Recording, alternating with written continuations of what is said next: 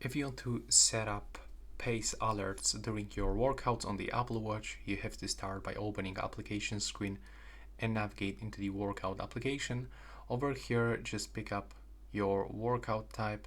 Let's say we are going to use outdoor run.